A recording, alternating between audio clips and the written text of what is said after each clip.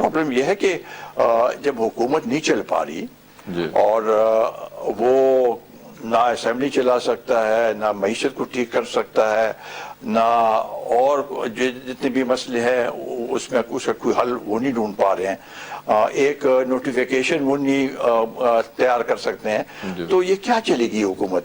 अगर आपने हुकूमत इस तरीके से चलाना कि पीछे से डोरे खींचने हैं, तो वो तो फिर ना, तो इसलिए आपके ख्याल में ये नोटिफिकेशन वाला जो मैस था ये जानबूझकर था या नाअहली थी? हो सकता है जानबूझ के हो।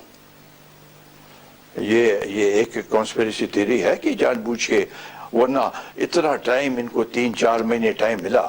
19 अगस्त को ये इन्होंने फैसला किया, बल्कि एक उसको तो जर्नलिस्ट को तो कहा था कि पहले से कि जी मैं जब आया हूँ तो 3 महीने बाद मैंने ये फैसला कर दिया था कि जनरल बाजवा को हमने एक्सटेंशन देनी है। तो टाइम था, और जिस तरीके से जिसको जैसे कहते हैं ना, put in the cart before the horse, पहले सदर से वो करा दिया, फिर बाद में असेंबली से वो कराना। तो अगर आप देखें जो जिस दिन ये असेंबली में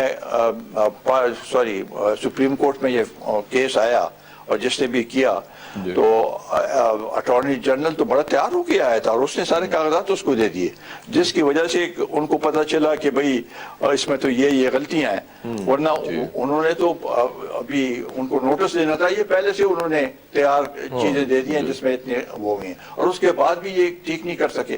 तो लगता है ऐसी है। जिस तरह के बयानात आ रहे हैं अभी बहुत सारे वुज़रा के, और स्पेशली आर्मी चीफ की एक्सटेंशन को लेकर, तो उससे तो यही जाहिर होता है कि शायद कोई ना कोई इनके यहाँ ये सोच है, जानबूझ के नहीं करना चाह रहे हैं। ये मैं कह रहा हूँ, कल एक वजीर ने कहा कि अगर अपोजिशन साथ नहीं देना चाहती तो चले, जान न बचाए, जाए अपना काम करें। तो ये अगर रवैया हो तो अकेले पे अगर सिंगल हैंडेडली तो ये नहीं कर सकते हैं बगैर अपोजिशन के। और अपोजिशन को आप इत्तेमाद में भी ना लें, अपोजिशन को आप गालियां दें, आप उनको बुरा भला कहें और फिर उनसे ये तवक्को रखें कि वो आपके साथ असेंबली में कोऑपरेट करेंगे, तो ये तो मुमकिन नहीं है इस लिहाज से।